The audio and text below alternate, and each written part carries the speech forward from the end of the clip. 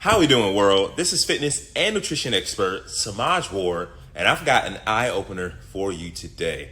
I have a lot of clients who want to flatten and tone their core, get that six-pack, eight-pack that they've really been wanting, and I'm not mad at that at all right? But our core is so important also to the function of our body, all right? So today, my game plan is to dive into the core, but more specifically about the warning signs that your core muscles are getting weaker, all right? This is huge for your fitness and wellness because your core muscles are some of the most important muscles in your body. They support your spine, your internal organs, and they power almost every movement you make. The problem is our lifestyles work against having a strong core, and over time, the muscles can get weaker without you ever even realizing it. This can set you up for poor posture, injuries, aches and pains, and then so much more, all right? Have you noticed any of these warning signs? These are 7 warning signs you have a weak core, all right? Number 1 is you have to use your arms to help get you out of bed or out of a chair.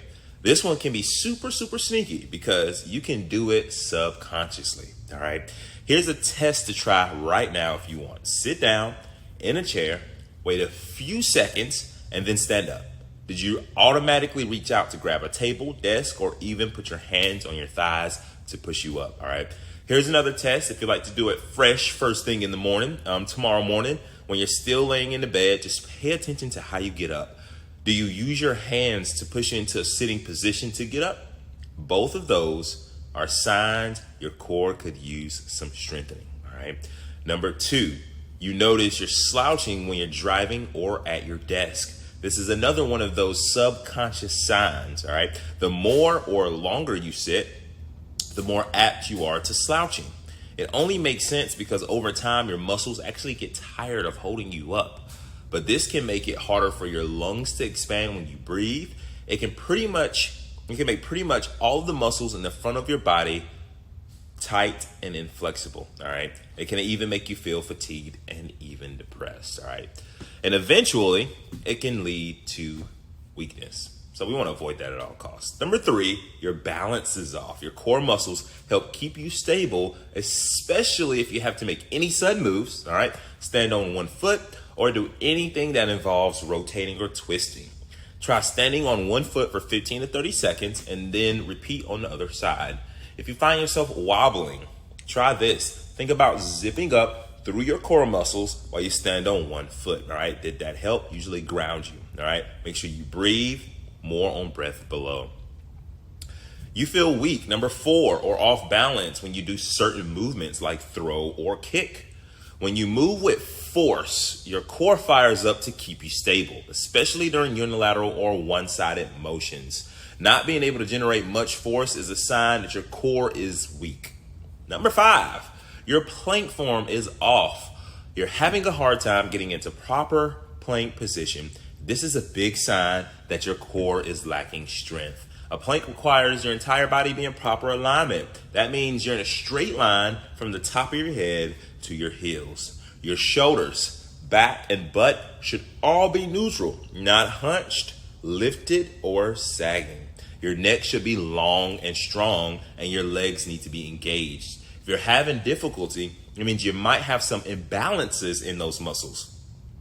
Holding a plank in improper form can actually reinforce weaknesses and imbalances you have.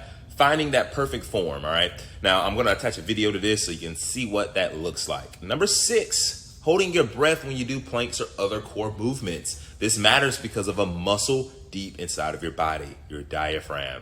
Not only does your diaphragm play a key role in your breathing, but it also works with your deep core muscles, all right? And if you can't breathe or hold a plank or do any other core movements and breathe at the same time, chances are it's because you've got a weak core, all right? This is just one reason why I always coach or cue you to breathe during training. Your hip flexors, 7, legs get tired when you're doing ab and core exercises like bicycles or bird dogs, all right? When your core is weak, your body can actually recruit other muscles to do that exercise, even though they weren't meant to do that.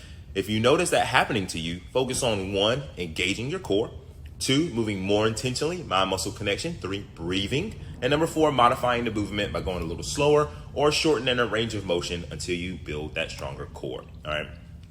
Paying attention to all of these warning signs can help build a strong core that supports your body for a healthy, active, fit life. And the best part is that you never have to do this alone. We're here to help you in your fitness and wellness journey. Go ahead and hit the link in the bio or link or whatever in this video. Let's schedule a time to sit and put together a game plan to help stack conditions in the favor of the lifestyle that you want to live. All right. Hope this information brings some value to you and your journey. I'm committed to success, and I hope you make someone else's day great. Until next time,